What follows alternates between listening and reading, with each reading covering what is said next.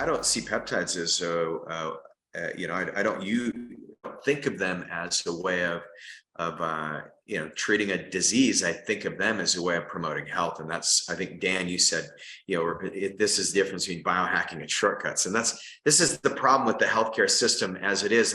And we see this, we've seen this with COVID, we've seen this with infections of the gut.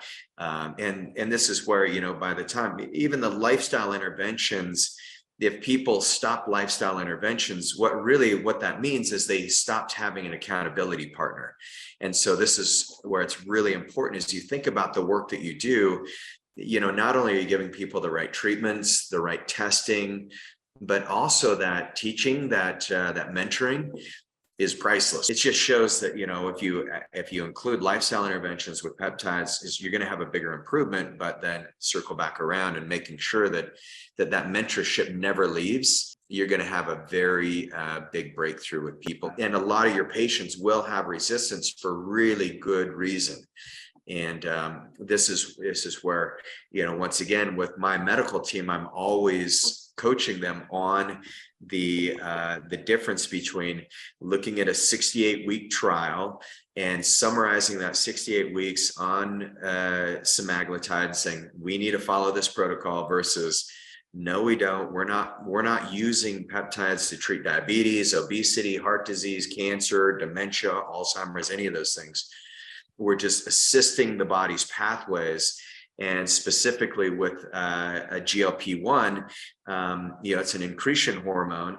And what it's going to do is create a little more receptivity from the pancreatic beta cells so that you get insulin secreted at the right time instead of all the time. And so, so that's it. And there's some benefits of that. We still have to ask the question why the person has the issue they have, right? And this was a research article I'd come across a while back with some of our PCOS patients, because I kept finding Enterococcus faecalis and Enterococcus faecium. This is really incredible, and this is really important and highlights the point of what we're trying to make here. What's secreted by Enterococcus faecalis degrades GLP-1 right there. It's that next line. Yeah, in the section. Enterococcus was the most abundant. Okay. But you'll see what it's. Yeah, so basically what they found is, and we kept finding this, and we found this in a lot of diabetic patients that have insulin resistance. Their insulin resistance, despite, dietary changes, they have this gut bacteria, and these two bacteria for a long time were considered commensal. And here recently, they've been reclassified as human pathogens. And what they do is they shut down GLP-1 receptors. So it's basically does the opposite of semaglutide. Yeah. And so if you don't clean up the person's gut, you give them, one of these GLP-1 agonists, they may or may not have some changes, but the moment they come off of it, the weight gain and the insulin resistance is going to immediately return. And these bacteria, and for anybody who's treating fertility, these bacteria you're going to see over and over and over again with PCOS. We keep finding it actually induces PCOS because of its insulin resistance. But what's interesting, and this goes back to semaglutide for the brain, both Enterococcus faecalis and Enterococcus faecium have both been indicated in driving neurodegeneration. So we still want to fix, we still need to know the why. But if you do find these bacteria, you clean up their gut, and then you can get into also reversing their insulin resistance.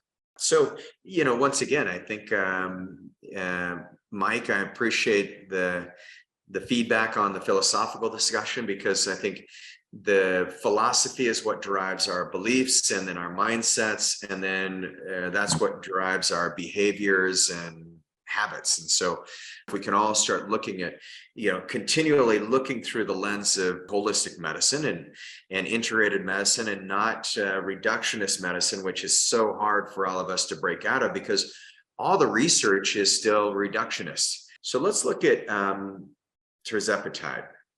And if anyone's using this, I'd love to get your feedback on it. We've had a few patients on this who've noted, then they've done semaglutide, and now they're moving on to Tirzapatide for one reason or another. Usually it's because They just didn't like the way they felt on semaglutide, and tirzepatide actually has shown to be actually really helpful, and they've had fewer issues with nausea or gastric distress. So far they're losing weight at a pretty good clip. And they, once again, I see the biggest benefits of these GLP-1 agonists as it gives people the capability of making massive lifestyle changes without willpower. Because if you've done any of these peptides, you don't crave sugar, you don't crave bread, you really don't even crave food, which is where protein is so essential. So you're not losing muscle mass, protein synthesis. You do not want that to go down. That will age you very quickly. But the other thing that you notice is, no alcohol cravings either. And so I get my patients who they admittedly drink too much. I had a patient a couple of weeks ago came to see me, and he's like, "Thank you for the semaglutide that you guys have gotten me on." He said, "I can't tell you how much easier it's been to get off alcohol. I've tried time and time again, and I come home at night and it just is there." And it completely has eradicated his desire to drink alcohol. And so it can be a lifesaver there. Tirzapatide is both a GLP-1 agonist, but it's also a GIP. And a GIP is a gastric inhibitory polypeptide. And so both of these peptides, you're going to see that they have a little different impact on the pancreas. But this goes back to our overall philosophy is a peptide is, when you're using peptides, it's like bringing in an orchestra in the body. And Dan, was that on the last masterclass? Have you heard me talk about the orchestra and the peptides at all? Yeah. Okay. I'm on so many podcasts and things. I don't want to be redundant, so I won't go through everything. But essentially, if you think about an orchestra, you've got the guitar, and you've got the cellist, and you've got the drums, and you've got the violinist, and you've got the trumpet and the trombone. And essentially, I think the reason, and this is, just based on the premise that when you work on multiple pathways and when you use peptides that are pleiotropic and they have multiple impacts, the more opportunities to open up different pathways, the fewer side effects you're going to have. Because biology, you can shake somebody's hand and literally you're opening up thousands of different sensors and creating different endpoints into the body. But tirzepatide, one of the reasons why I believe it's less invasive when it comes to side effects is because it's working on two pathways instead of one primary pathway. But even as you can see in different graphics, and I'll pull one of these graphics up here, you can see where those GLP-1 agonists, the beautiful thing that they do is they open up multiple systems. So they're working on the heart, the brain, the kidneys, the tissue, all those things. Okay, so let's look at what the glucagon-like peptide does, just so you guys can see, there is pleiotropic nature. And so if you use the GLP-1s with the GIP, this is where some real magic is beginning to happen. But first of all, in the liver, you're going to have lowering of liver glucose production. The liver fat content's going to get lower. So think of how many of your patients are showing up with fatty liver disease. So important. You're going to see the plasma liver enzyme levels come down, hepatic steatosis coming down. In the pancreas, you'll see an increase in insulin synthesis, insulin secretion, lowering of blood glucose.